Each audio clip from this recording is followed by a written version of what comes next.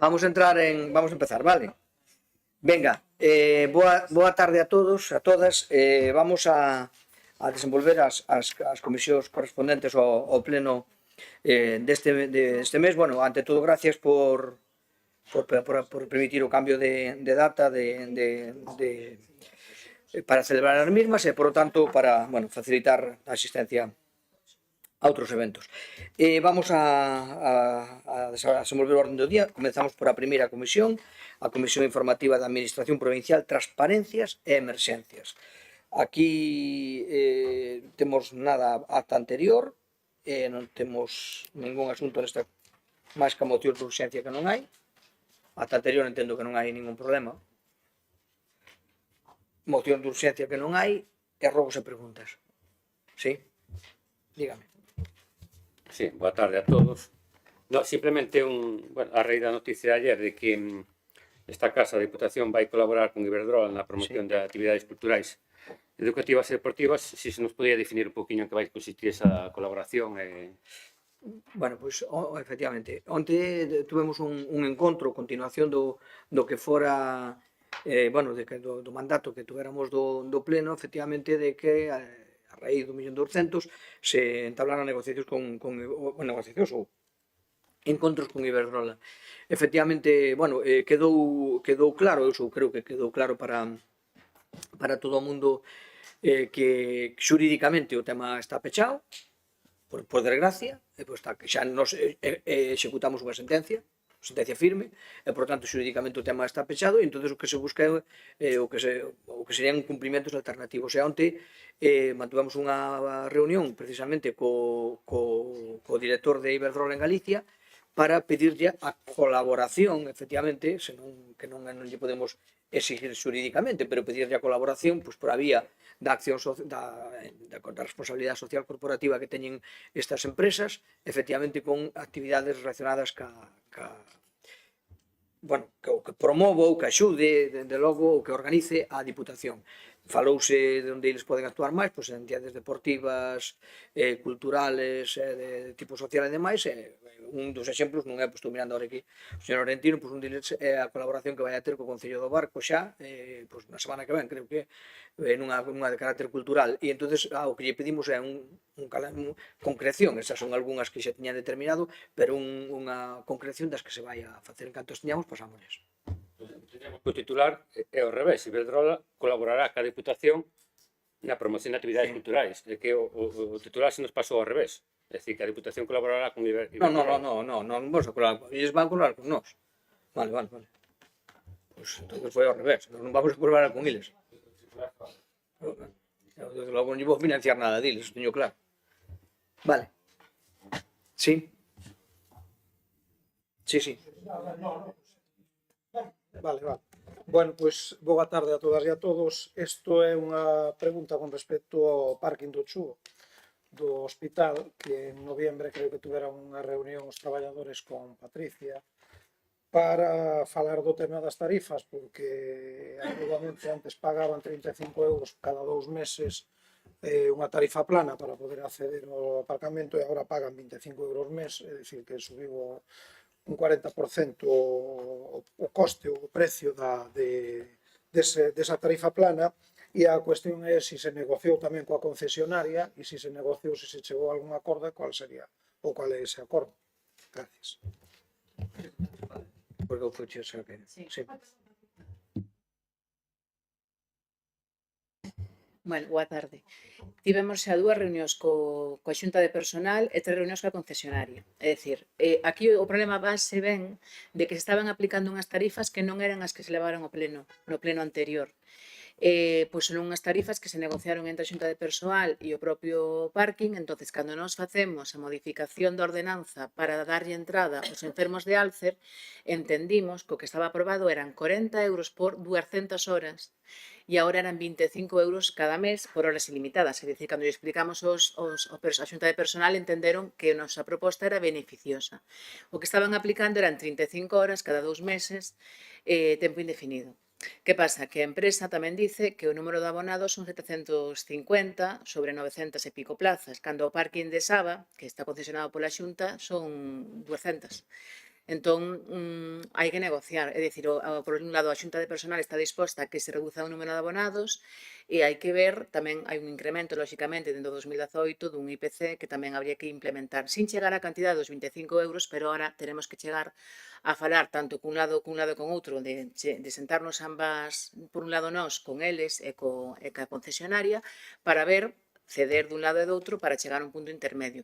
Estamos negociando para meternos as navidades, e, bueno, meternos en moitas datas por o medio, non é que este desatendido, se che digo, recibimos a Xunta de Personal 2 veces, e a empresa 3, que foi esta semana pasada, recibímoslo por última vez para ver se podemos buscar un punto intermedio. Non houbo mala fe por parte da Diputación en ningún caso, máis ben o acordado no pleno era máis favorable co acordado no pleno anterior, pero estaban aplicando unhas tarifas que non aparecen, e pode dicilo incluso o secretario porque se lle pediu o expediente, e estaban aplicando unhas tarifas que non estaban aprobadas por esta Diputación. Daí ven digamos, o conflicto. Entón, se lle dixemos, non poden aplicar tarifas nin uns nin outros que non estén na Diputación porque o día de mañá non están os da Xunta e non está esta concesionaria e non hai ningún papel que poda respaldar pois con documentación os acordos. Entón, nese sentido, seguimos traballando, o presidente está ao tanto e nós queremos que salgan todos ben parados, tanto a empresa que non perda e eles tamén, por suposto, pois que teñan maior beneficio, pero hai que buscar un punto intermedio e tamén hai que ter en conta que un pouquiño hai que lle subir porque a vida foi subindo tamén. Eles están de acordo nese sentido, tamén estaban de acordo en que se podía baixar o número de abonados porque a veces os usuarios, os enfermos, moitas veces non poden aparcar porque a maioría das plazas están ocupadas por traballadores e digamos que o motivo principal do aparcamento é dar asistencia precisamente pois, aos enfermos ou a persoas que van acompañando aos familiares. Entón, hai que buscar un punto intermedio, por iso se está retrasando un poquinho tamén porque se meteu o Nadal por o medio, pero estamos nese tema. Eu agradeceríalles cando cheguen a algún tipo de acordo que non lo comuniquen para ter a información correspondiente. Logo, outra cuestiónciña máis era sobre un tema administrativo, un tema moi sinxelo, pero que ao mellor ten solución. Con respecto ás notificacións que se fan aos concellos de pois cando hai que abrir algún documento que tes un plazo determinado, plazo de 10 días e tal, as notificacións que chegan aquí da Diputación suelen chegar así dun xeito genérico que non sabes a que se refire. Sin embargo, as que chegan da Xunta de Galicia e as que chegan do Estado sí que pon no título, entón tú sabes que é aquel documento, que é aquel expediente que dices, oye, vou agotar o plazo ou non o vou agotar. É así, nos ocurre a todos, non? Entón, eu creo que estaría ben que no título, eu creo que a nivel informático debe ser sinxelo porque non debe ter moita complicación que leve a información correspondiente para non ter que andar elucubrando, non? E outra cuestión máis era, recordan que con respecto ao BOP, plantexarnos aquí a cuestión desa subida de tarifas, etcétera e tal, bueno, eu solo un dato, unha das últimas insercións no BOP que tuvemos que fazer do Concello do Barco, que foi a modificación dunha ordenanza, creo recordar que foi a do IBI, foron 1000 e pico euros. Bueno, en fin, eu creo que o mellor facer ese estudio que comentáramos no seu momento e ver como se pode arranxar ese tema. Gracias. Tres cousiñas. Unha, houbera unha modificación puntual de ABPT que, bueno, en principio era urxente e que do que temos constancia que fai 2 meses foi publicada no BOP. Bueno, aí era onde estaba en xogo a praza de director de área de asistencia aos concellos. Foi publicada fai 2 meses, pero despois que non sepamos, non temos constancia que fora publicada no BOE, por tanto non entendemos que non entrou aínda bueno, que non se puido facer esa provisión de plaza para a súa cobertura. Queríamos saber en que condicións está esa plaza na actualidade. Contesta a diputada.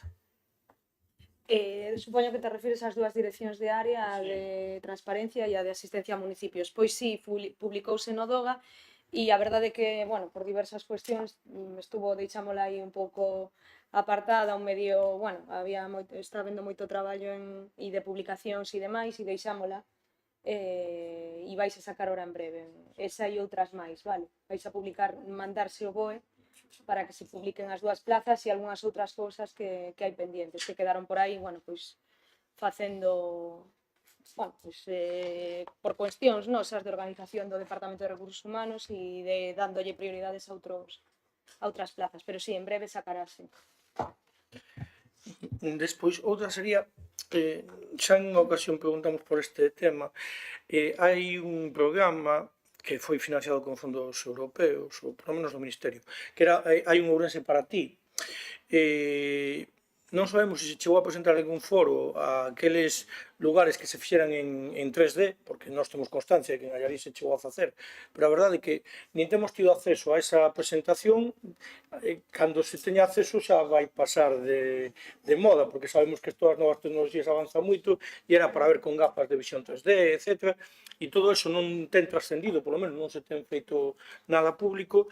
E respecto a isto, si tamén se instalaron unhas cámaras cando fora este proxecto, e unhas cámaras para facer conteo de vehículos, matrículas, etc., que fora en colaboración con Telefónica, e non volvimos a ter tampouco coñecemento daquelo. En concreto no Concello onde eu son concelleiro, temos varias cámaras instaladas e non temos acceso a eses datos que poderían ser interesantes para traballar con eles, non? Entón, bueno, un pouco saber en que estado está este proxecto e se en algún momento vamos a ter acceso a esta información.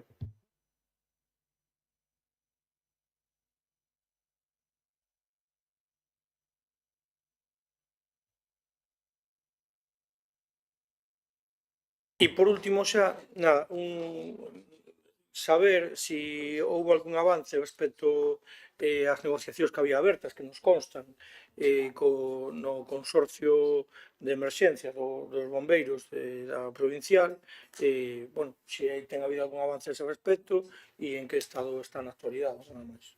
Pois, bueno, aí seguimos un pouco da man prácticamente do resto de Galicia tamén, bueno, houbo os acordos a nivel autonómico e agora estamos que teñen que concretar en cada unha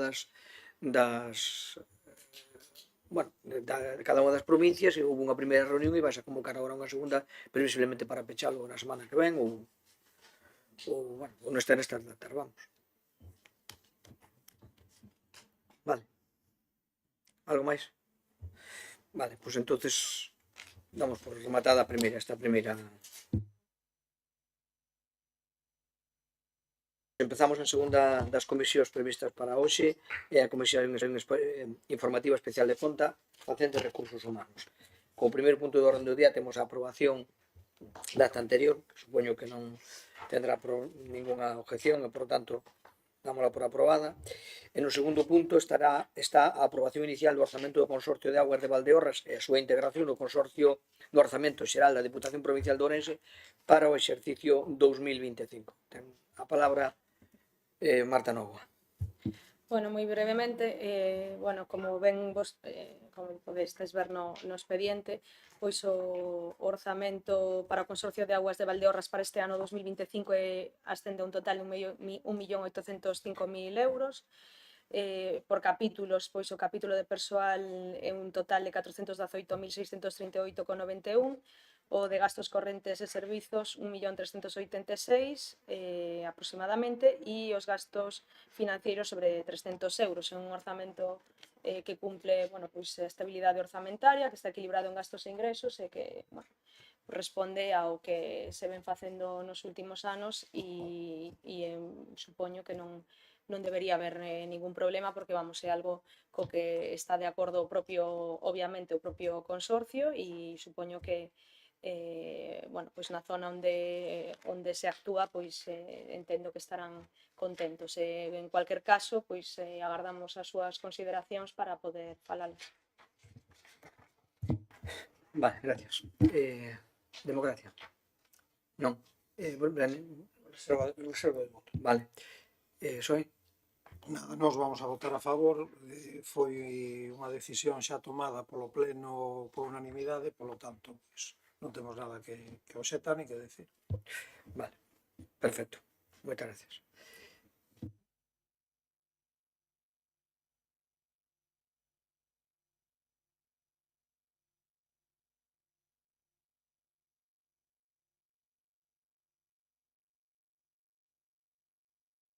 Segundo punto, a modificación da ordenanza fiscal reguladora da tasa pola prestación de servicios de xestión, inspección e recadación pola Diputación Provincial de Ourense. Volve ter a palabra Marta Novoa. Bueno, pois isto consiste na modificación da ordenanza de ingresos, bueno, de recaudación de ingreso de distintos impostos e modifícase basicamente por que consideramos que deberíamos, bueno, pois os que concellos que teñen delegada a recaudación en executiva, pois teñen que delegar tamén a recaudación en voluntaria, non é só, bueno, pois utilizar a delegación para as cousas máis complicadas e para o demais non tela. Entón, aquí o que se fai é, bueno, acordar, aprobar e modificar a ordenanza nese término e dar un tempo na disposición transitoria pois vai acordado dar un tempo de un ano para que os concellos que teñen solo o delegado a recaudación executiva pois decidan ou delegar a voluntaria ou deixar a executiva e obviamente non ter a voluntaria tampouco. Moitas gracias. Volvemos ronda. Democracia? Nada. BNG? Bueno, neste caso é un tema organizativo da Diputación, pero entendemos que non estaba mal, non estaba hasta agora. Digo, a ventaxa para os concellos, non? De, efectivamente, naqueles que era máis complexo facer os cobros, pois derivar na Diputación, mentres que, efectivamente, aquela que facía en ordinario, poder facela directamente por parte dos propios concellos. Bueno, por ahora, mantemos a reserva de voto a espera de darlle unha volta máis á proposta que se nos trae do grupo de goberno.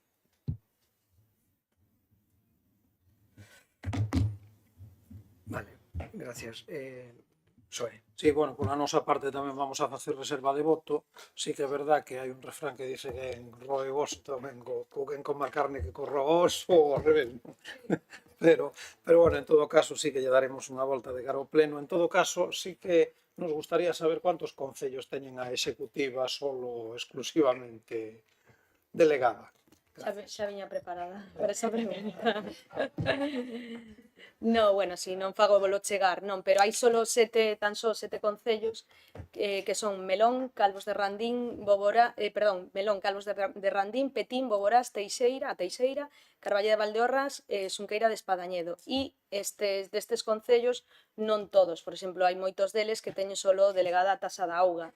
Hai outros que teñen a IBI, o IBI tanto urbano como rústico, e, bueno, o lixo xa sabedes que o lixo vai a cambiar absolutamente, vai a ser todo dende aquí, e outros tamén teñen o imposto de vehículos. Entón, bueno, hai varios concellos que só teñen a tasa de auga, como Boborás, a Teixeira, a Carballeda de Valdeorras, outros solo o imposto de vehículos, pasamos vos a tabliña sen ningún problema, pero ao final, bueno, pois son 7 concellos, non é que isto sexa, e en algún caso só teñen unha tasa ou un imposto, entón, bueno, pois tampouco sería cousa tan, o máis fácil nos creemos que deleguen pois a recaudación completa, a voluntaria tamén, aínda que eso pois podería supoñer máis traballo para o servizo. Bueno, aquí saleme que solo o que a tasa de auga que está solo a executiva, pero bueno, mirámolo, mirámolo. Me gustou así, solo teña executiva da auga. Mirámolo, pero se hai algún error, pois xa comentamos. Pero, bueno, que en cualquier caso, pois a idea é, bueno, organizarnos tamén, porque claro, ter solo executiva, pois é un pouco de, si queres tamén planificar un pouco de aumento de personal no propio servizo, pois si tes todo, pois é un pouco máis, ou todo ou nada, pois é máis fácil de organizar.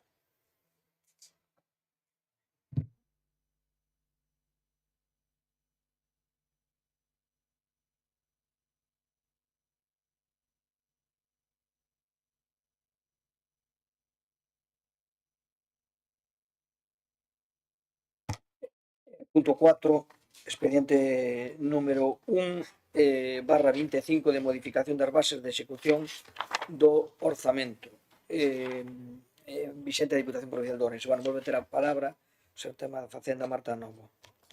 Bueno, pois isto trátase de corrixir un erro que houbo, vale? A base 100 das bases de execución do orzamento pois tratan do anticipo de dos anticipos de nómina, no? Que piden os funcionarios o tanto o funcionario como o personal laboral desta casa. E na mesa de negociación que tivemos para valga a redundancia, a negociación dos orzamentos, se negocian tamén, bueno, pois algunha serie de cousas que hai nesta casa, como é o poder contar cun anticipo da nómina, non? E o anticipo da nómina nas bases de execución anteriores estaba como 5.500 euros e nesa mesa de negociación que tivemos a finais do ano 2024 acordamos cos sindicatos a instancia, bueno, de peticións da Xunta de Persoal e do Comité de Empresa, pois ampliar eses 5.500 a 6.000 euros. Acordouse, pero non se lle deu traslado a intervención, foi, bueno, pois un erro de comunicación e no momento de elaborar os orzamentos de 2025, pois por parte nosa de Recursos Humanos non se lle pasou a intervención e entón non se cambiou a base 100 e simplemente non hai nada presupuestario, o orzamento está correcto, quero dicir, non hai que aumentar o orzamento, non, está a conta destinada para eso está igual, porque ademais é un anticipo de nómina e entón o único que hai que facer é modificar bueno, pois a cantidade.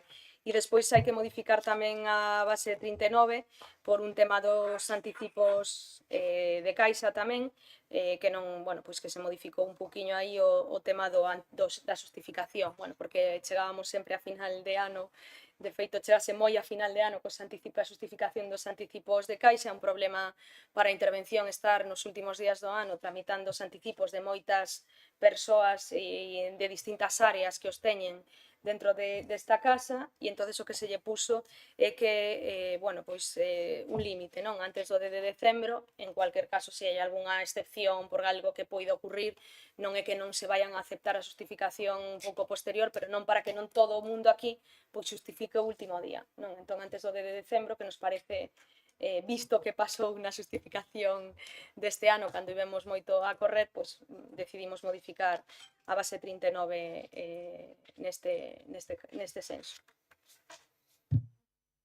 Moitas gracias. Democracia? Non? BNG? Non? PSOE? Tampouco. Vale, entonces votamos. Ben, a favor. Os demais, reserva de voto. Moitas gracias. Vale.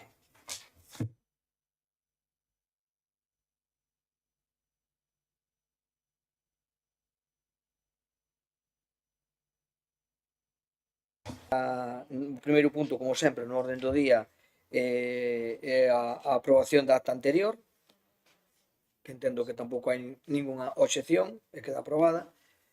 Na segunda punto do orden do día é a expropiación forzosa para a execución das obras do proxecto de restauración de baño sobre o río Edo, na área Ponte das Taboas, termo municipal de Castro Campiñas. Ten a palabra Patricia Torres. Bueno, nada, este é un trámite, pois, neste caso ordinario, que por parte do Concello de Castro Caldelas, pois, como outros, pois, se solicita a delegación da competencia para poder levar a cabo o expediente de expropiación para desenvolver, pois, esta restauración medioambiental no río de Edo. Bueno, como sempre o que se apón é que cada concello pois, ten que asumir o que son os pagos das expropiacións pertinentes. Bueno, con esta delegación pois tamén se pode empezar o trámite por parte do Departamento de Expropiacións e tamén a declaración de utilidade pública deste tema. Así que, nada máis, gracias.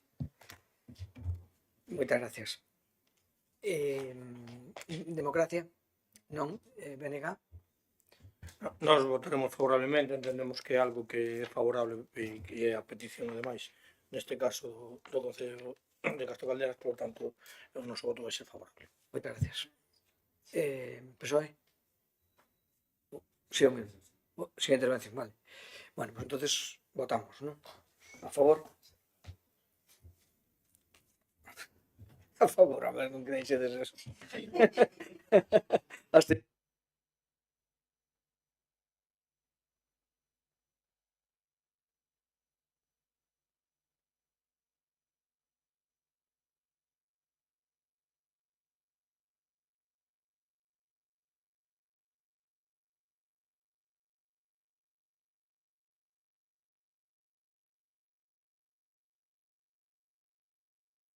Perdón, ten a palabra Patricia Torres.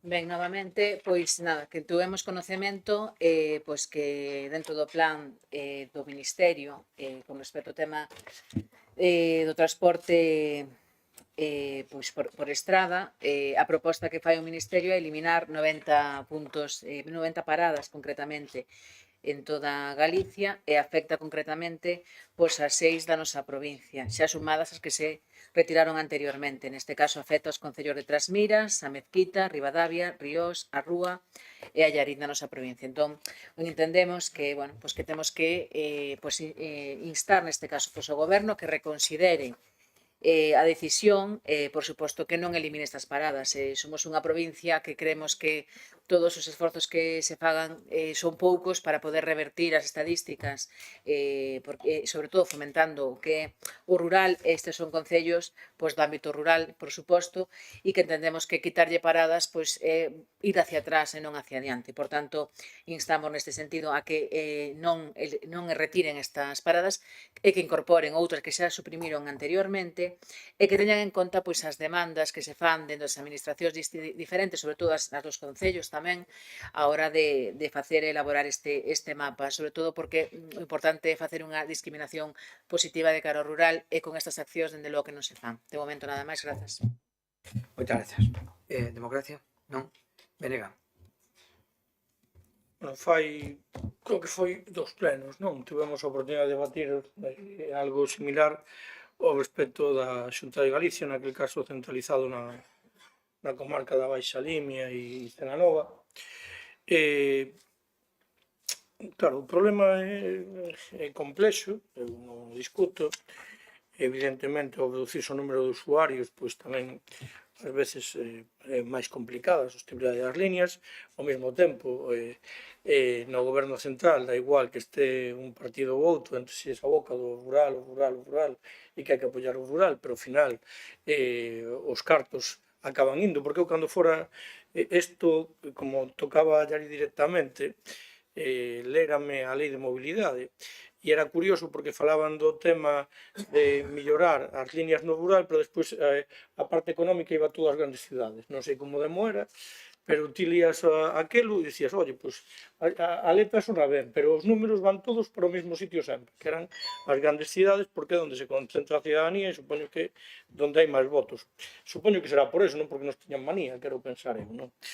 Entón, ao final é certo que cada vez existe unha minoración dos servizos nas vilas e nos núcleos, nos concellos do entorno rural galego, e isto é a pescadilla que se morde a cola porque evidentemente fai que avance a despoboación, non? Vamos a darlle unha volta á moción, igual presentamos algunha engádega para enriquecela, pero bueno, como marco xeral estaríamos de acordo en que non se deben de seguir reducindo os servizos, aínda que tamén ás veces hai que pensar que ao mellor en algún punto non ten sentido ter esa parada de autobús, porque se ven de Madrid e ten que facer 50 paradas, eso dicía outro día Ponte, e hasta neso pode coincidir, non? Que non ten sentido, que pasa que tens que dar a alternativa para que a xente chegue ao punto onde se para o autobús, o que non vale dicir non fago a parada e ademais non teñen como chegar a onde vou facer a parada, porque tamén é verdade que se o autobús fai 200 paradas entre Madrid e Vigo, pois ao final perde o propio sentido do transporte, non? Pero bueno, xa digo, tendo en conta todos estes parámetros, miraremos de partida na base, estamos de acordo ca proposta. Nada máis, moitas grazas. Moitas gracias. PSOE.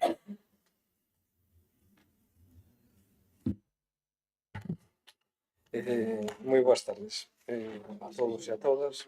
En este caso, evidentemente, todo o mundo entendemos que reducir cousas non nos beneficia a nadie, pero hai que ver un pouco todos os puntos de vista. O punto de vista está en que o que se pretende de alguna forma é que os trayectos de alguna forma sean eficientes, e eficiente significa reducir un tempo que leva dun sitio a outro. E isto vai acompañado, entre outras cousas, con que o Estado ha destinado 40 millóns de euros ás comunidades autónomas para que melloren o que é o servicio dentro da comunidade. E, bueno, intentar relacionar unha baixada de 130.000 habitantes con isto, hombre, eu creo que é moito máis grave e moito máis importante si tuviéramos unha boa rede dentro da comunidade autónoma galega. Entonces vamos a estudialo e facer reserva de voto. Gracias. Moitas gracias. Segunda intervención, sí. Patricia Torres. Cando falamos de 136.000 persoas que se reduciu a población, non é que o achaquemos ao transporte, senón que xa que perdemos poboación, que non perdamos servizos. Lóxicamente no rural os servizos non hai que velos por a súa eficiencia económica, máis ben teñen que ser deficitarios, pero hai que intentar mantelos, e nós que somos concelleiros e alcaldes, cantos servizos prestamos que son deficitarios, pero temos que prestalos. Entón, está ben o que comentas de que trasladan ás comunidades, pero para outro tipo de transporte. Estamos falando de que estas son transportes, neste caso, que dependen directamente do Estado. Entón, teñen que dotalos eles directamente e non trasladalo, neste caso, ás comunidades. Supoño que unha cousa é o transporte, como decía antes Bernardo, que se trouxo aquí, referente ao tema da baixa limia da comunicación con Celanova, aí sí que era unha cousa dependente da Xunta. E neste caso estamos falando dun transporte que depende, neste caso, do Estado. Entón, teñen eles a responsabilidade ao respecto, nada máis. Vale, gracias. Segundas intervencións. A ver, eu como son algo cabezón. Dalle, Fernando. Claro. Por exemplo, no listado que aparece, non, ao respecto desto, en Allariz vanos quitar unha línea que ten 3.133 usuarios ao ano. Para que nos centremos, 3.133 usuarios é a maior das que sacaría, non? Que eu dubido que a saquen, xa o digo porque eu creo que cheguei a entender que estaban aceptadas as alegacións. Noutro concello que goberna o Bloque, sin embargo, que é a Mesquita, ao cabo do ano, digo para que se entenda que non é porque uns sean de uns e outros son de outros, hai 23 usuarios desa línea, ao ano. Claro, o mellor o que ten sentido é dotar eses 23 usuarios para que podan ir á Gudiña a coller ese transporte desde Madrid ata onde sexa, non? O que en día eso di Arzúa ou Palas de Beio ou Corgo. Pero, bueno, o problema é que temos que dar solución a eses 23, os 46 ou os outros, e non empezar a casa pola ventana dicindo quitamos o servizo. Non sei se me explico, non? Que ao mellor a combinación de ambos factores é a que daría un bon resultado, cando menos un resultado aceptable. Non? Porque eu tamén entendo que é complexo, por exemplo, decir que nas Nogais se pare por 87, pois é que o mellor eses 87 hai que dotarles un servicio para que podan ir a BCRA e coller ese autobús, porque tampouco ten sentido que o autobús que ven, porque senón acaba o que decía ao principio, non? Deixando de ter sentido que pare nas Nogais, en BCRA e en 20 sitios máis polo camiño, para non coller a ninguén, porque se colle 87 en todo o ano, pois está claro que moitas das veces pasará por ali, irá á estación e realmente non fará parada, non? Tanto porque ahora o autobús móvese en autovía e ten que acabar saindo os povos saíndose da autovía. Claro, e exactamente, igual que aparece aquí por Viño a Vigo, bueno, pois está a línea de transporte aí. Entón, un pouco ese como dar esa solución a un problema que eu entendo que é complexo, e que non digo todo o contrario. Pero tamén é verdade que non podemos empezar a casa pola ventana eliminando os servizos sin dar as outras solucións. E eu non descoñezo, non sei, confeso, se eses 40 millóns son precisamente para dar solucións a estes problemas que se poden agregar ou eliminar o servizo principal que ven interautonómico. Nada máis, grazas. Moitas gracias, señor Verdad. Pois hai algunha intervención? Sí. Bueno, eu entendo perfectamente eso, pero entendo que a desviación do diñeiro sería precisamente para que tú centralices. Bien, non podo dicirlo garantizado. O que sí que se podo garantizar é que un 40% das paradas teñen menos dun viaxeiro. O 40% das paradas. Evidentemente, así non é eficaz. Gracias. Moitas gracias. Nada máis, bueno, pois entonces votamos, vale. Venga, a favor. Demais, reserva de voto. Vale. Bueno, pois quédanos motivos de urxencia que non hai. E arrogos e preguntas hai aquí. Non. Bueno, pois damos por concluída esta.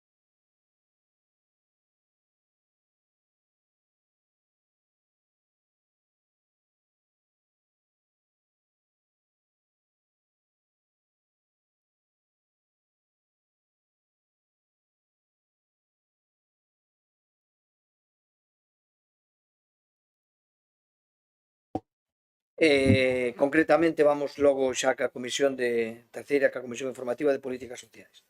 Primeira punto do orden do día, como sempre, é a aprobación da acta da sesión anterior, que se non hai obxeccións dámola por aprobada. Non, son diferentes. Aquí diferente, claro, pero non podemos falar. Vale. E vamos no segundo punto, neste caso, ca moción do BNG para que o CAP de Ourense volva a senda da igualdade cunha xestión pública directa. Ten a palabra María. Bueno, boa tarde. Non me vou a estender na exposición de unha moción que, ademais, os compañeiros do PSOE tamén levan e vamos a ir, supoño que, por camiños que se van a topar en moitos lados. Simplemente decir que no acordo do último pleno foi por unanimidade que o centro fora de xestión pública e non de xestión privada. Queremos retomar esa petición de xestión pública como hai nas outras 3 provincias de Galiza. E, ademais, hai que ter en conta unha cousa. Os servicios públicos son públicos e bueno, de fácil acceso para as persoas. É un tema sensible, o tema de discapacitados, e cando falamos dun negocio, hai negocios que os servicios públicos non poden aceptar. Un deles é o que ten relación ca discapacidade, ca saúde, co ensino. Para que un negocio teña... Se tú montas un negocio é para ter beneficio. Entón, o beneficio consíguese de 2 maneiras. Menos atención, menos persoal. Entonces, eso non queremos para un centro de discapacidade. Entón, por eso queremos retomar a petición á Xunta de Galiza de que retroceda na súa intención e que considere a petición das persoas familiares dos discapacitados e discapacitadas e lle dé a Ourense o seu sitio como centro público. Nada máis. É todo. Grazas. Moitas gracias. BNG. Perdón, Democracia Sana, non? Como? Que? A ver, Democracia Sana non, PSOE. Sí, nós estamos totalmente de acordo ca exposición de motivos e vamos votar a favor. Perfecto. PP, Patricia Torres. Bueno, a nos o que nos sorprendeu foi que no anterior pleno era unha moción conxunta dos 4 grupos políticos e neste pleno veñen 2 mocións, cada unha por o seu partido, e non se contou cos demais. Nos seguimos mantendo o noso planteamento de que nos queremos unha xestión directa do CAP, que non se conte connosco é automáticamente descartarnos sin falar connosco en ningún momento e incluso por parte do secretario xeral do Partido Socialista, que debía decir na seguinte moción, tacharnos de hipócritas. Nos en ningún momento nos manifestamos en contra do que votamos o día 20 e nos queremos precisamente que a xestión sexa directa. Ahora, nós tampouco somos quen de dicirlle a outra administración ou obligalos a facer algo contrario, porque aquí tamén ustedes teñen representación en outras administracións e seguramente moitas cousas, como falábamos antes das paradas de autobús, a intermodal de Ourense ou outros moitos servicios ou a financiación autonómica e local, e non son quen de conseguir acordos. Entón, nós estamos no mesmo posicionamento. Que sexamos da mesma ideoloxía non quere dicir que nos podamos obligalos a facer ca súa xestión o que nos queiramos, pero nos mantemos que o noso posicionamento é a favor da xestión directa, como así votamos diferentes diputados ao longo deste tempo, dende o 2016, e si nos parece chamativo que ni siquiera se poñeran de acordo entre vostedes para presentar unha moción única e nin contaran connosco, neste caso tamén con Democracia Orensana, para volver a facela conxunta como foi no anterior pleno. Iso queda claro que aquí se está collendo un cariz político claro e de ataque, lóxicamente, a nós como partido. Nós, xa dicimos, nós seguimos mantendo o posicionamento e así tamén o manifestou o presidente, pero non podemos tampouco obligar a outras administracións a tomar decisións porque non temos esa como se dice, capacidade para poder obligar a outros a tomar decisións en outras administracións, igual que a nós non nos poden obligar a tomalas aquí ou nos nosos concellos. Pero, bueno, sí que nos sorprendeu que aparecer as mocións en ningún caso chamarnos, nin preguntarnos, cando hai contacto directo para poder falar conosco, e nos sentimos que nos están atacando a través das redes sociales, tratándonos de hipócritas, cando a nós nadie nos preguntou se habíamos cambiado o noso parecer, e nós non cambiamos en ningún momento. De momento nada máis, e grazas. Moitas gracias. Segundo punto. Segundo turno. Bueno, a ver, isto sería para un debate enorme, non quero dar o debate, dar o debate aquí, non vou a defender eu a moción, sino que vai a defender o compañeiro Bernardo, pero sí que hai datos e actos que a nós nos obligan a pensar que o Partido Popular de Ourense non é que non este a favor ou en contra, vale? Senón que hai un partido que goberna en Santiago, que goberna Galiza, e ten unha posición moi clara desde o inicio. Agradecemos, e falo por os representantes de a plataforma Procat, agradecemos o apoio do Partido Popular, claro que o agradecemos, pero hai que dar mostras de apoio tamén. Entón, houve unha concentración fai escasos días, que por certo coincidía ca de Venezuela, e eu non vin a nadie do Partido Popular. Sí que vin a xente do PSOE e vin a xente do BNG. Pero públicamente tamén hai que dar esos pasos para que contemos co resto. Eu non teño ningún inconveniente, e o Bloque non ten ningún inconveniente en contar con engádegas aceptación. Desde logo que non. E ademais penso que é unha postura valiente. Incluso que o PP se manifeste públicamente a favor de unha xestión pública. O PP ourensano, quero decir, en contra do que bueno, pois o Partido Popular en xeral ten como planificación e previsto. De verdad, alégrome mogollón, eu persoalmente, e desde o Bloque tamén, que sean capaces de contradecir o seu partido, porque ao final é así. É unha contradición. Entonces, fagan vostedes tamén o traballo, falen cos seus compañeiros de Santiago, ca súa compañeira conselleira, permitan, tramiten a xuntanza entre as partes políticas e as partes afectadas, que son as máis importantes, que son as familias dos discapacitados, e terános ao seu favor, terános ao seu carón. Entonces, non contamos co resto? Non é dicir non contamos co resto, simplemente tuvemos un posicionamento ao ver que as cousas non iban por o camiño que tiñan que ir con respecto que se aprobou no último pleno. Nada máis, non é que non queramos contar co resto, estamos abertos a todo o mundo. E o PSOE ten a mesma moción, levámola por distintos camiños, seguramente cheguemos a un acordo e posiblemente as debatamos conxuntamente. Podes engadir, aquí estamos abertos absolutamente a todo e sumamos, non restamos. Moitas grazas. Moitas gracias.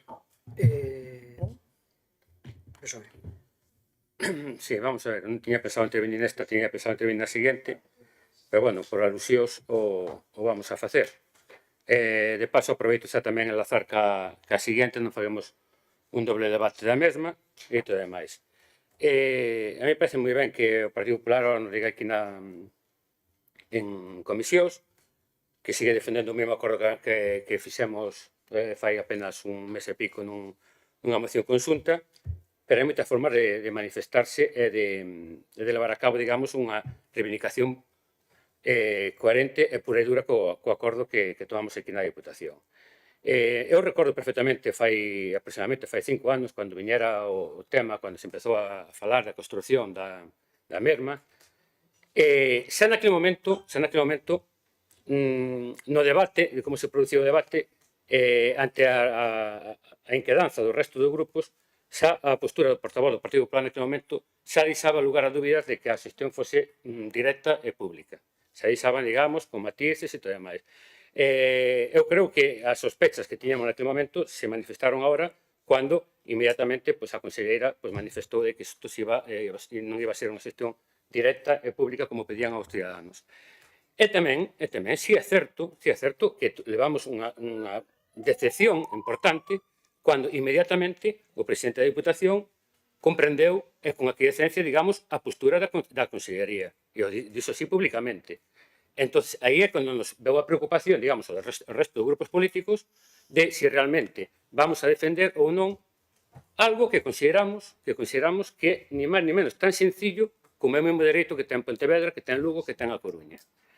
Hai moita forma de defender o tema. E creo que ten que ser a Diputación, e creo que ten que ser o presidente da Diputación quen ten que liderar a oposición a que isto non se faga directa e pública. De iso que reivindicamos. É dicir, ten que ser o presidente da Diputación e a Diputación quen nos convoque aos grupos políticos, a plataforma e a conselleira que veña aquí e intentar chegar a un acordo do mesmo. Non intentamos facer política en absoluto do mesmo. Pero sí queremos que un acordo que se chegaron masivamente por todos os grupos políticos, por a plataforma, por a ciudadanía, se leva a cabo. Entonces, é que máis que menos que se un acordo plenario da Diputación se toma por unanimidade, sea o propio presidente que nos convoque, como se convocan outras mesas, a conselleira, aos grupos políticos e a plataforma e podamos chegar a un acordo que é totalmente reversible todavía e en definitiva, bueno, pues cheguemos a esta demanda que nos parece tan flagrante, tan lógica das familias. E todos os escoitamos e todos escoitamos a defensa que fan da mesma. É simplemente eso que pedimos. Mira, perfecto. Patricia.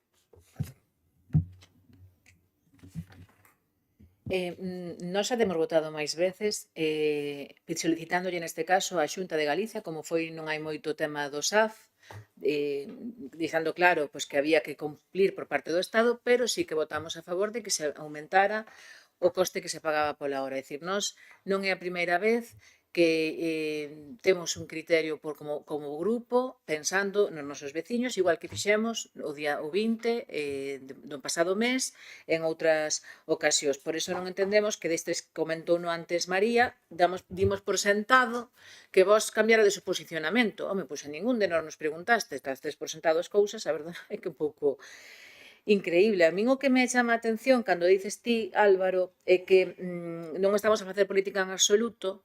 En outros concellos que goberna o PSOE ou goberna o BNG, os servicios ás persoas vulnerables, como é o servicio de axuda a domicilio, que é un servicio a persoas vulnerables, porque os maiores tamén son vulnerables e necesitan atención, se licitan a empresas privadas. Só hai que ver o que pasa en Carballiño en estes momentos. Está xente sin cobrar. Entón, a vos, no Carballiño non vos importa, que goberna o Partido Socialista, non vos importa... Bueno, pero o servicio está licitado de antes, non da hora. O servicio leva anos licitado, onde agora está cun bipartito. O servicio vai licitado de anos. Está privado, e no caso da Rúa acaban de sacar, neste caso gobernado por BNG, acabaron de sacar tamén, neste caso, tamén persoas vulnerables, porque as persoas maiores son vulnerables, e aí non facedes política. Facémola aquí. Entón, hai que sentarse, ser equilibrados, non podemos demonizar tampouco a xestión das entidades, neste caso sociais, porque tamén hai entidades sociais que levan servicios como pode ser as panas e fano de maravilla, entón tampouco podemos demonizar. Habrá que buscar a maneira de intentar chegar a un equilibrio, pero sobre todo que non podedes tacharnos a nós de cambiar de parecer cando ni siquiera nos preguntastes, e nos seguimos mantendo, como dicíamos ao principio, que nós queremos unha xestión directa. Foi o que dixemos no pleno anterior, no 2018 e anteriormente se foi dicindo no 2019, incluso creo que aquí xa veu 3 veces a pleno esta moción. Entón, podemos facer todos os meses mocións para requerir a Xunta, pero iso non quere dicir que vayamos conseguir cambiar o criterio da Xunta. Por moito que estemos todos de acordo en que queiramos neste caso, un CAP de xestión directa e pública. Iso é o que queremos manifestar e que non se den por sentadas as cousas, porque ainda que non estemos nas manifestacións, ao mellor estamos facendo máis, traballando directamente por outros lados. Nada máis e gracias. Vale, moitas gracias. Bueno, creo que por alusións para pechar o debate no turno da presidencia, primeiro, creo que fai falta facer unha cronoloxía dos datos, porque eu tamén me molesto con algunhas declaracións que se fan e tamén creo que teño dereito a rebatilas. Primeiro, efectivamente, nós tomamos un acordo de petición de xestión directa antes de que a Xunta tomara ninguna decisión. E nos mantemos que a nosa intención é, como administración e en coherencia co que se fixo aquí, que nos gustaría, ou que queríamos, unha xestión directa, punto. E mantémoslo, non hai ningún problema. a cartón directa. Ben, a continuación, prodúcese unha decisión, unha outra cuestión, hai unha resolución, que hasta ese momento non existía. Hai unha resolución na que a Xunta pois, aposta por unha xestión que, claro, agora vostedes tamén teñen un problema, non? Porque, claro, o que estaban esperando era que ao mellor lle deran se se optaba por a externalización ou por a xestión indirecta, que lle deran unha empresa, co cual pois, sería, como fan ustedes en moitos concellos que gobernan, acaba de poñer a nosa compañeira o exemplo, efectivamente, de 2 recientes, onde hai problemas gobernados, e onde non vixo que se rescate ningún servicio. Non se, eu creo que creo que os maiores dependientes son tan vulnerables como os discapacitados. Vamos a poñer ni máis ni menos. Creo que son exactamente personas exactamente. Eu non vexo que se faga ningún rescate de servicios mayoritariamente, como se acaba de decir, ni nos rasquemos as vestiduras, nin facemos ningunha outra cuestión. Por lo tanto, hai unha resolución da Xunta que di que produce 2 elementos novos. Primeiro, non se adxudica a unha empresa, se adxudica a unha entidade social. Bueno, ustedes tratan agora, espero, que cando vayan visitar as entidades sociales teñan o valor de decir que son empresas privadas que están a ganar diñeiro. Espero que yo digan, No, pero digo porque ustedes xa non que eran empresas, que estaban aí para ganar diñeiro. Vale? Entonces, se son empresas que están aí para ganar diñeiro, as entidades sociales, pues espero que yo digan tamén, porque é conveniente que elas sepan a opinión que teñen vostedes delas, non? E a segunda circunstancia, que tamén se enche, é que a Xunta deixou moi claro que o modelo de xestión que agora propón pois non é a xestión directa, tampouco é unha xestión por empresas, senón a través dunha xestión para entidades sociales. E aí mete outro CAD. Xa non somos os únicos. Mete outro CAD que é o CAD de Ferrol. O que pasa o CAD de Ferrol é segunda división. O CAD de Ferrol é exactamente igual que este. Entonces, por que aquí non, ya ali sí? Entonces, por que? Porque só montamos, ali calamos. E, sin embargo, aquí, o que vale para Ferrol non vale para Orense. Entonces, simplemente un pouco de coherencia con estas circunstancias, insisto, hai novas circunstancias. Por lo tanto, claro que eu entendo e respeto, porque son unha institución, e igual que eu non lle consentiría a Xunta que me obligara a cambiar de opinión nunha decisión miña respecto dunha competencia miña, evidentemente, a miña Xunta me pode pedir, eu podo reconsideralo, igual que eu lle podo pedir á Xunta, e eles poden reconsideralo, pero non podo aquí obligar a, que é o que ustedes queren, obligar a pedirlle que manteña, sí, non teño ningún problema, pero se toman a decisión, que fago? Que fago? E xa lle digo, hai circunstancias diferentes, non é as mesmas circunstancias do ano 2016, son diferentes, non é nin empresa, nin somos os únicos, e iso tamén queda aprobado, vale? E eu tamén supoño que, efectivamente, se nos botou de menos na manifestación, na concentración que se fixo, tamén nos botamos ustedes de menos defendendo a democracia en Venezuela. Exactamente, nos botamos de menos defendendo a democracia en Venezuela. Bueno, entonces tamén podíamos dicir que se lle botou de menos, pero eso, xa que non nos metemos neses jardís, pois salgamos deses jardís, non? Salgamos todos. E en canto a xuntanza, eu non que entendo, non é que eu tiña que convocar unha xuntanza, señor Álvaro, porque eu non son quen tomo a decisión. Eu podo pedir e acudir, e desde logo acudo, se me convoca a conselleira, que ten trasladada a petición de xuntanza, eu, por suposto, que acudo a convocatoria da conselleira, que me diga día e hora, e que acudo cas familias. A mí teño pedido unhas familias, as familias van a ter unha xuntanza comigo, seguro. Eu que as demais convocatorias non me podo meter solamente asistir se me convocan. De acordo? E, por suposto, que se me convocan vou asistir, e, por suposto, que as vou recibir as familias que xa teñen unha xuntanza con elas. Eso teño claro. Agora, eu non podo obligar a conselleira que convoque. Nin traerei que a conselleira obligada. É unha decisión dela e, por tanto, a decisión, se ela toma a decisión de chamar as familias, desde logo o presidente da Diputación vai estar aí, se convocan. Isto tamén era importante. E, por último, este debate estamos no de sempre. Vota si que a culpa. Oiga, leven ao Parlamento. Teñen grupos de representación. É unha decisión autonómica. Non é unha decisión autonómica. Vale, é unha decisión autonómica, ustedes teñen grupos parlamentarios, e nós podemos dar unha opinión, ou podemos dar unha manifestación como institución, por suposto, xa demos. Pero, bueno, con todos estes matices que creo que é importante poñer en valor.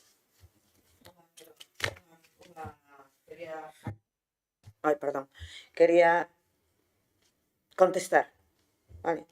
Non é o mesmo un servicio SAF privado, que, bueno, para os concellos que teñan, eu tuve no público, que esta situación. No SAF, na atención a persoas, faise no domicilio. Os familiares non se ten que desplazar para visitarlos. como pode ser este caso, que é unha das peticións que fan as familias, que non queren, que pretenden que os desplazamentos, porque están en outras institucións, deixen de existir. Por eso tamén queren unha xestión pública. Non comparen o SAF co CAP. Non ten comparación. Por contestación. Eu tuve unha nai que, por desgracia, acaba de morrer dependiente. A miña nai non se valía por sí misma e asistiron na casa o servicio de axuda a domicilio. Por certo, servicio de axuda a domicilio públicos, de xestión directa. Ustedes acaban de sacar na rúa acaban de sacar a semana pasada unha xestión indirecta a continuada, porque non a rescataron. Estou de acordo. Bueno, pues entonces, por que non a rescataron? Por que non a rescataron? Segundo, a explicación que usted dá, eu creo que non é. Que ten que ver o que a xestión sea directa ou indirecta para que se desplacen as familias? Porque as familias queren unha xestión directa. Pero a xestión pero non ten, eso será o centro. Hasta ahora teñes que desplazar a Lugo porque non hai que un centro, cando haxa o centro de Mariña Mar ou o centro de Barrocas, con independencia de que sea público ou de xestión social, non se van a ter que desplazar. Estamos falando de xestión pública. Sí, é claro, é que eu non... A ver, a residencia vai ser pública, as prazas van ser públicas. A residencia vai ser pública e vai ser, as plazas son públicas, inda que a gestión unha entidade social.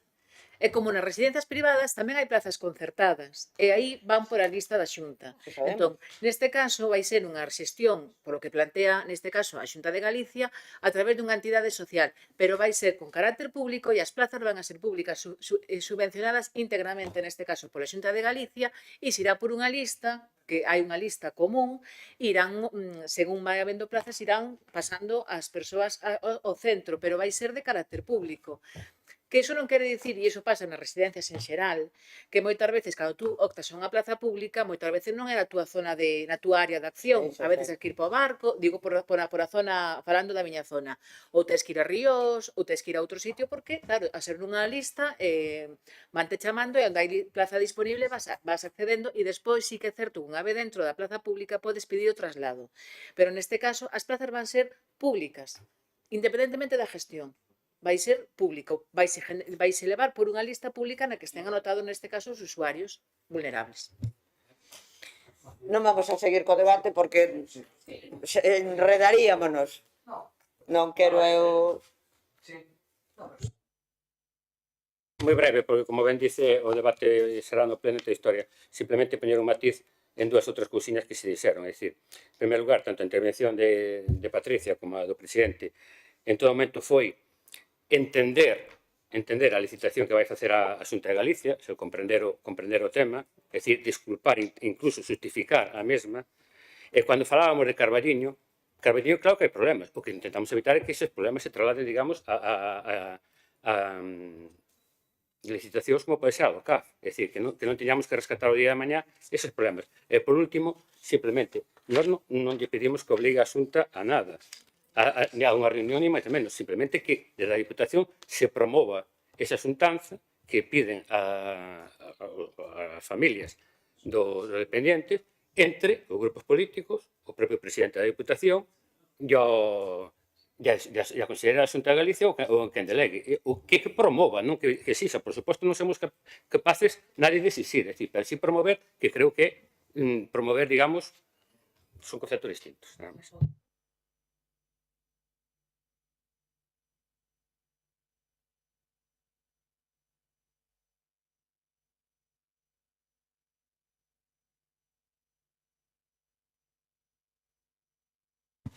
Votamos.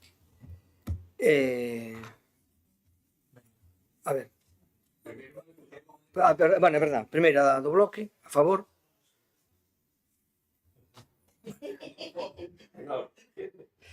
Vale. No resto reservámonos o voto, non? Sí. Sí. A dos aí non temos logo voto. Xa votamos agora. O debate xa o mesmo. Vale. Vale, pois entonces nada, o mesmo. A voten a favor. E os demais reservamos o voto. Vale.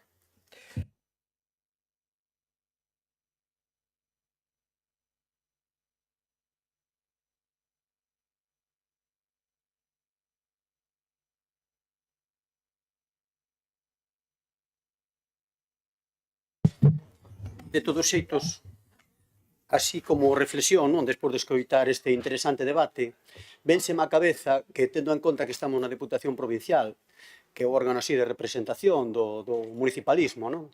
E dos entes locais da provincia de Ourense, o tema de servizos sociais é de sumo interese, é de sumo interese que lle intentáramos dar unha volta, porque aquí entremezclanse en este debate que acabamos de dar moitas cousas.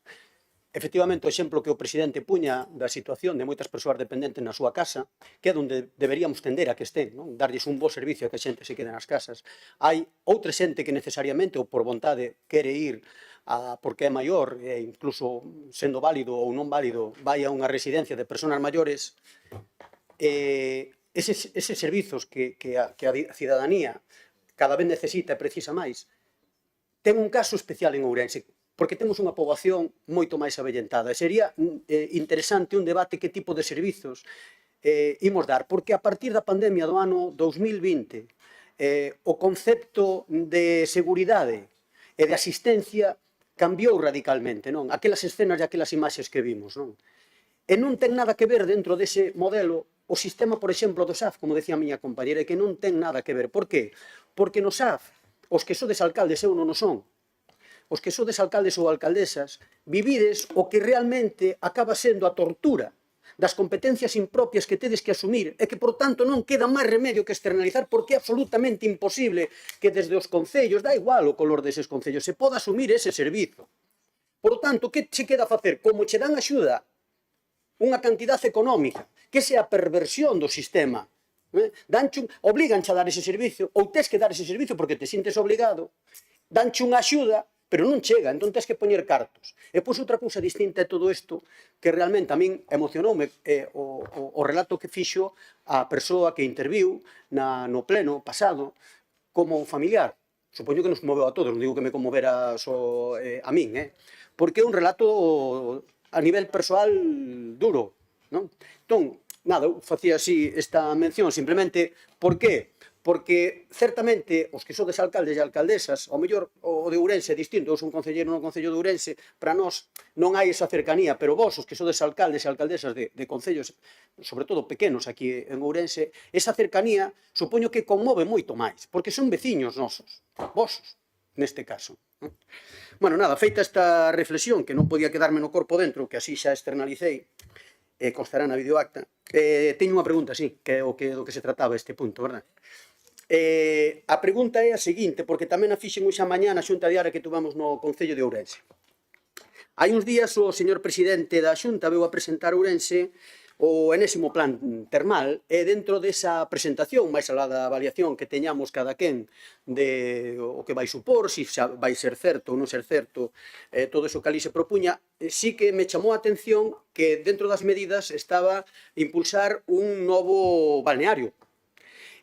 Bueno, decía que eu a mañá na xunta diaria preguntei se por parte da xunta, a hora de contemplar esa proposta dun novo hotel balneario, se lle trasladara ao Concello de Ourense algunha proposta, non sei, está aí que o señor alcalde si el sabe algo, porque o señor concelleiro a mañá dixo que eles non sabían nada ao respecto desa proposta de hotel balneario que se fixo na presentación por parte do presidente da xunta. Entendo que non hai ningunha. Bueno, por lo tanto, a miña pregunta é se por parte do presidente da Diputación se ten constancia se en algún outro concello, especialmente que teñen características termais, houbo algún achegamento ou proposta da Xunta de Galicia para poñer en marcha ese balneario, esa proposta de hotel balneario, ou se non temos ninguna información. Será a pregunta. Aquí, termalismo. Políticas sociais, é que eu tiña pasado o seguinte, queda feita, perdón, tiña aquí... Sí. Queda feita, queda igual. No, pero se non xa respondeu, xa queda respondido. Queda feita. Queda respondido. É que tiña aquí a seguinte xa, sí. Non corte, non corte. Ahora contesto.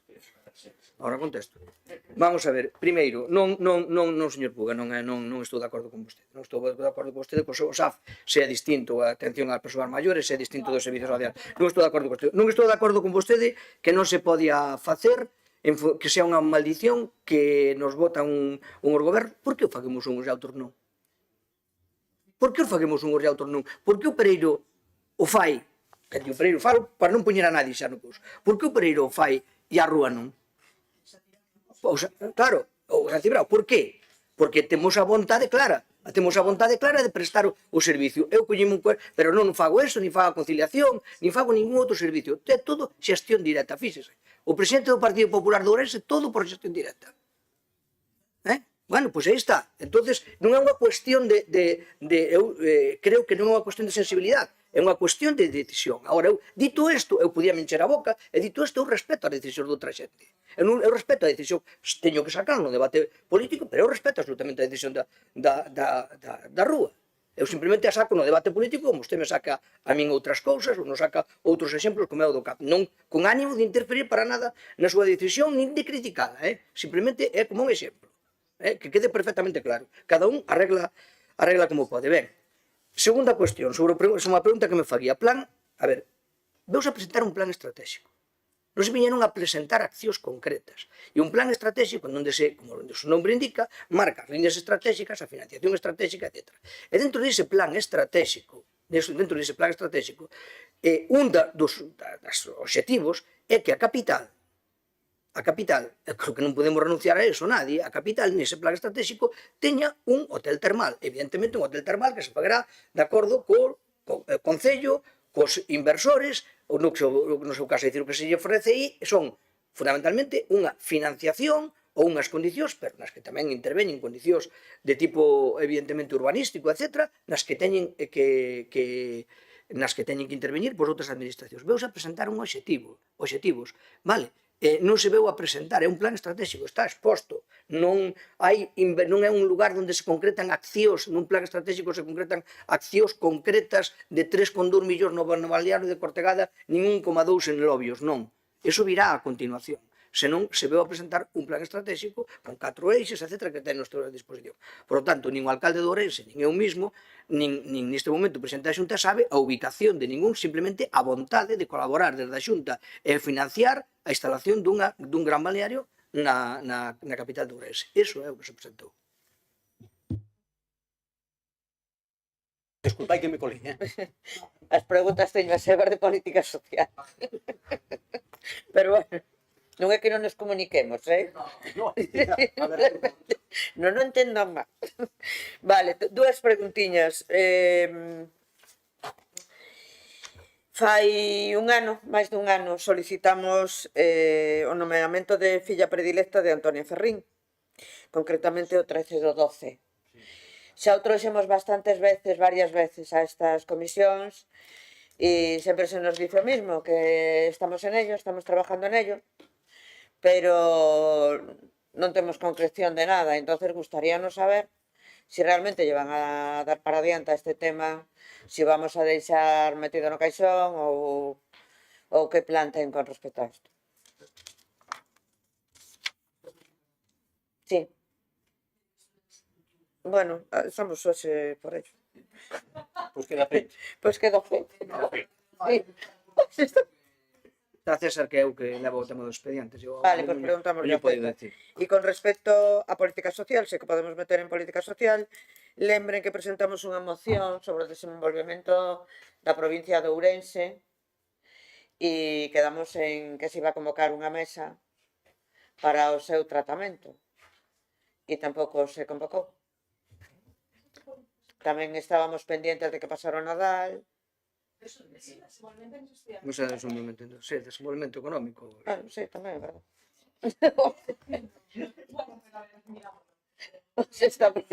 Vamos a facer unha comisión aparte para todo. Non, no, de política social non. No, de política social, a verdade que podría ser de outra cousa. Sí, é desenvolvemento económico. Sí. Bueno, pois quedan feitas. Sí.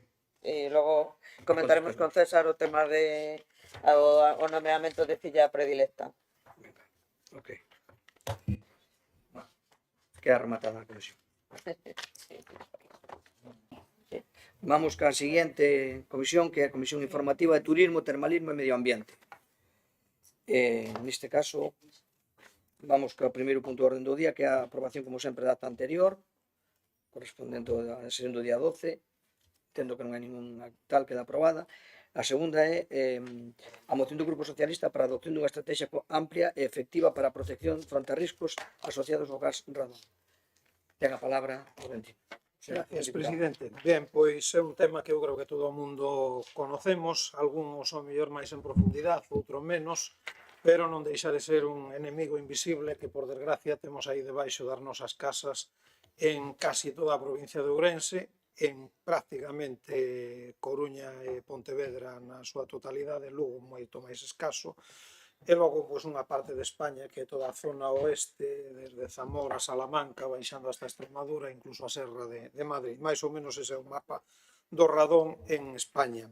O radón é un gas, como dixen antes, incoloro, inodoro, que é produto da descomposición do granito, dos chans graníticos. Aquí vivimos pois encima dunha gran masa granítica, polo tanto, pois é lógico que teñamos radón. O radón tamén é o responsable de máis de 2000 cancros de pulmón ao ano en España, dos cuales pois, un porcentaje importante probablemente nos toquen a provincia de Ourense e a Galicia porque somos das zonas máis afectadas.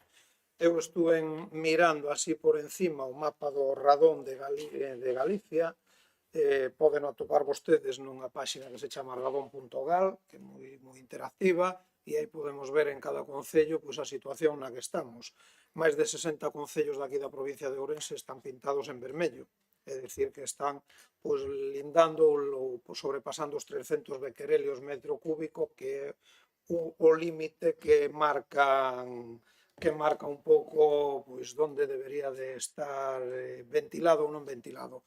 A situación pois é a que acabo de describir. Hai plans xa da Xunta de Galicia, durante os últimos anos xa se levaron a cabo algún deles, están en marcha outros, algún con límite do ano 2030, plans estatais e, por suposto, esta Diputación xa fixo algún deber que outras ao mellor non o fixeron en anos atrás. En todo caso, pois, nos traemos este tema máis que nada, isto eu creo que non é un tema político, é un tema social e sobre todo de preocupación pola saúde, porque hai moita xente que o descoñece totalmente.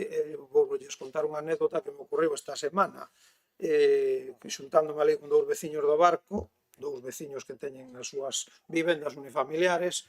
Un deles estaba naquel momento que estaban de charla os dous moi preocupado polo tema, porque o outro yo estaba pondo moi negro, porque o outro tiña na súa casa xa instalado un sistema de ventilación conectado con móvil, cun app do móvil, no que en cada momento lle estaba salindo o límite de becquerelios que estaban naquel instante no seu soto, e o outro estaba preocupadísimo porque tiña o seu despacho profesional non nun soto, pero nunha planta baixa que probablemente está afectada, non sendo o Barco unha das zonas máis afectadas, pero a verdade é que esta persona pois estaba nese momento pois sufrindo unha crisis por descoñecer o que ocorre co radón. Eso ocorre pois probablemente cun porcentaxe moi alto de todos os veciños e veciñas desta provincia, e non deixa de ser importante que eu creo que desde aquí se tome algún tipo de medida, pois se leve a cabo ese plan do que nos propoñemos, pois con iniciativas como medicións ou axudar ás medicións, sobre todo divulgar. Eu creo que é importante que a xente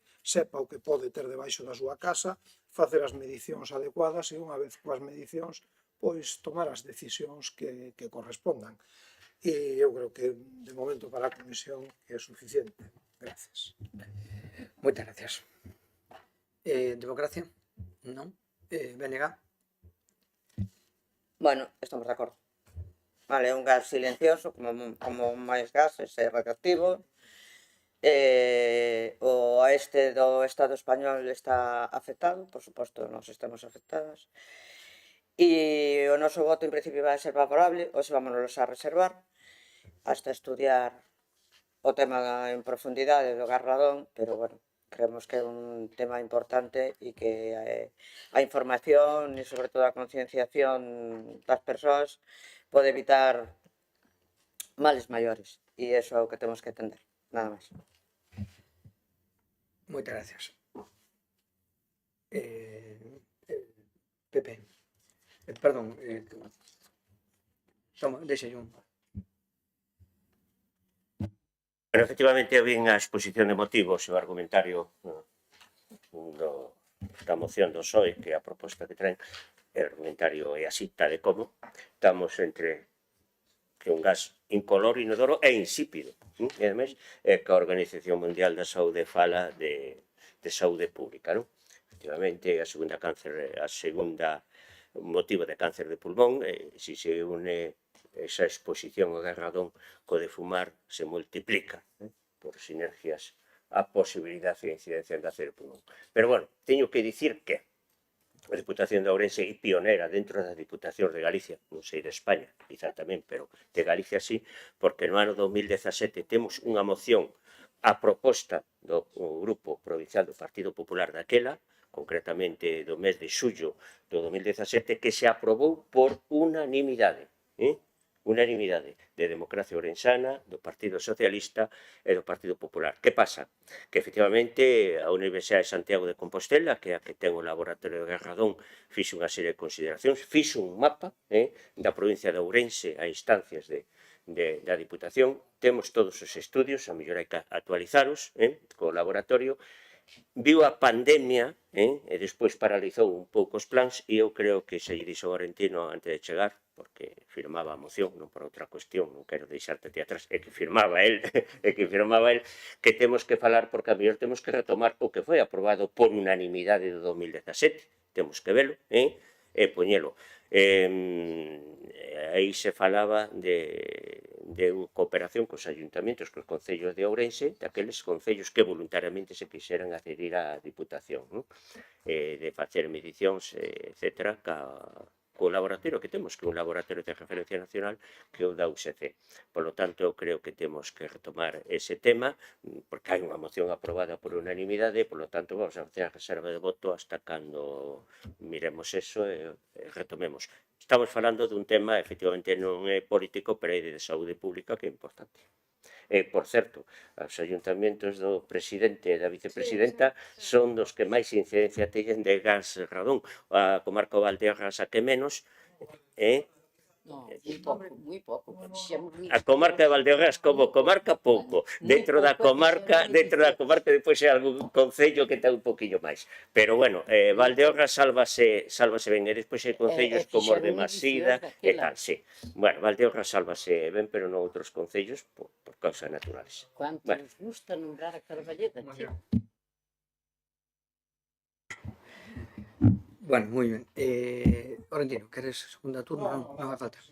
Nome de que, bueno, pues que todos pensemos na mesma línea, porque non podría ser de outro xeito, polo tanto, pois a colaboración de todos e estamos abertos a calquera tipo de proposta, suxerencia, porque ao final o que se pretende con esta moción é sobre todo eso, chegar en última instancia a que son os sufridores, que son os veciños e veciñas da provincia. Todos. Perfecto. Alguén máis quere intervir? Non? Vale, pois entón votamos. A favor? Os demais entendo que nos reservamos o voto todos. Sí. Vale.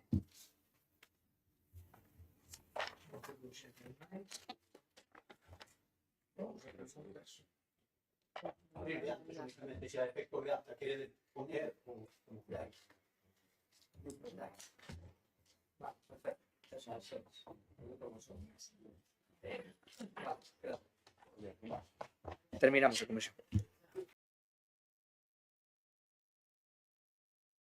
Veña, vamos a comenzar a última xa das comisións previstas para o día de hoxe, que é a Comisión Informativa de Cultura, Educación, Deportes e Mocidade. Vale, como sempre, no primeiro punto de orden do día, a aprobación da ata da sesión anterior, que se non ten objecións queda aprobada. Non hai asuntos aquí, iríamos á moción de urxencia, que tampouco, e aquí hai os robos e preguntas, que era... Sí. Vale, vamos. Aquí facer constar entonces a de Ferrín, non? Sí. O de filla predilecta. A de... O da filla predilecta de Antonia Ferrín. O que falábamos... Sí, poder, sí. Sí, efectivamente, está incoado o expediente, efectivamente está en marcha e, bueno, está coa tramitación, esperemos que non se demore demasiado, pero, bueno, sí que está incoado e activo o expediente. Correcto. Bueno, eu teño dúas, unha, supoño que breve, porque xa fixéramos esta pregunta ao respecto do investimento que vai facer a Diputación Provincial no Parque Acuático que xa está aprobado con fondos do ano pasado, pedíramos o convenio que parece que non estaba, pero ahora xa Sí, está entendemos que firmado. ahora está asinado, entonces simplemente si se nos pode facer chegar o convenio. Sí, que se facha. Sí, público. Despois, bueno, a ver, esta outra cuestión ten que ver co teatro principal e a programación cultural do teatro principal.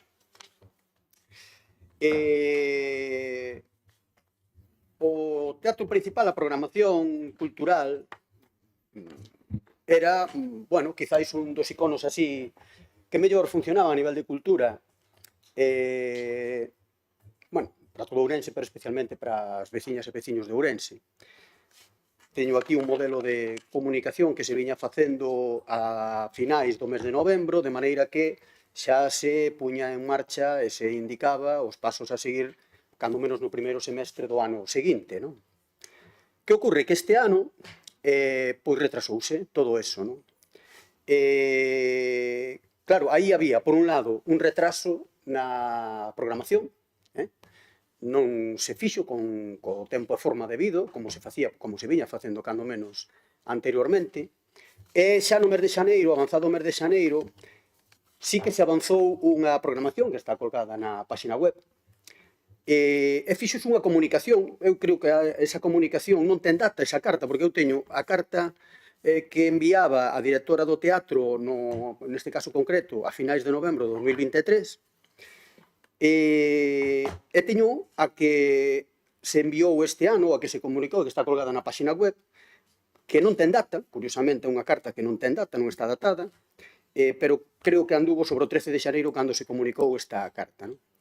No que se informa, a 13 de xaneiro, que nos vindeiros días terá lugar a presentación da programación, por lo tanto estamos falando a mediados de xaneiro, e efectivamente na página web ahora xa está a programación colgada, pero falta o tema dos abonos.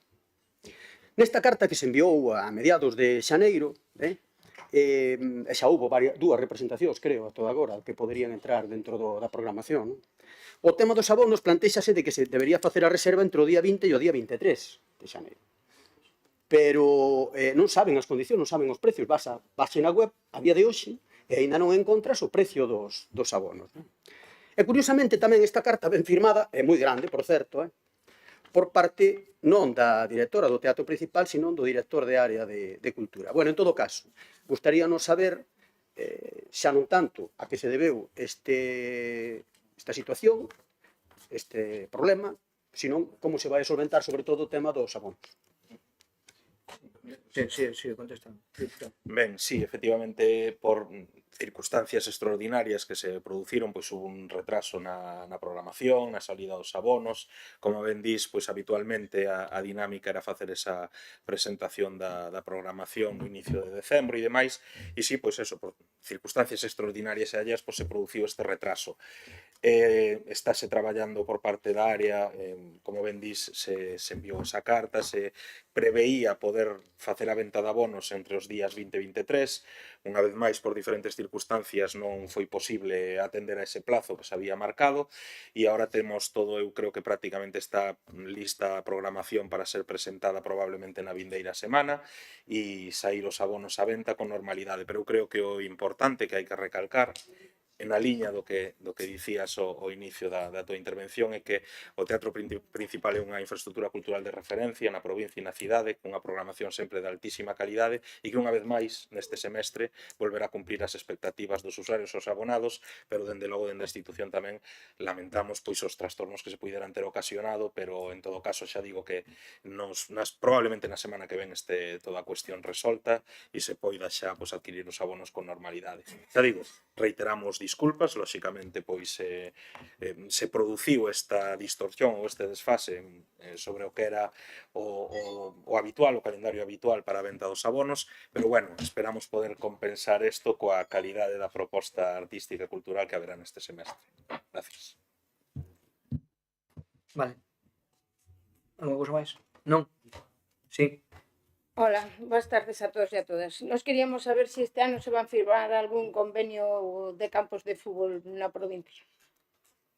Convenio de campos de fútbol, bueno, pues de Monca, medida que vayan estando proyectos, bueno, na línea podemos firmar. de planes sí. Sí, había- Pero hai proxectos presentados xa novos. Estaba así de cabeza, recuerdo, estaba presentado 7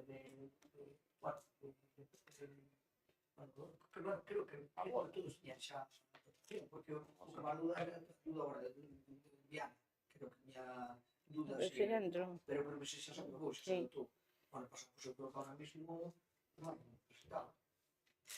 Os cambios, pero a mesmo están presentados todos conveniados. Os que están presentados están conveniados. Hai peticións ou hai expectativas de peticións que cando se concretan, pues, teñen una secundaria. Lógicamente, un pouco mismo que está pasando con residencias. Creo que hai dúas líneas claras, non? Que además, neste caso, un pouco extraordinarias, que sí, neste caso, o tema do campo de fútbol, pues, ao mundo igual, os que estaban en as mesmas líneas, e con as residencias maiores, que tamén o mismo, pues, hubo ese acordo, e agora mismo se financiaron primeiras e se van surtindo calquera outra máis.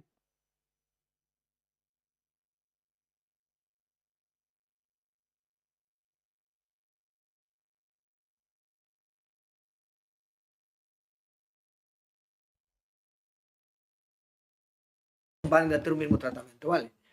O sea, exactamente o mesmo, tanto en campos de fútbol como, lógicamente, como pode ser de outra maneira, como en residencias de maiores, que son así dúas líneas moi homoxéneas que se sacaron nos últimos 2 anos.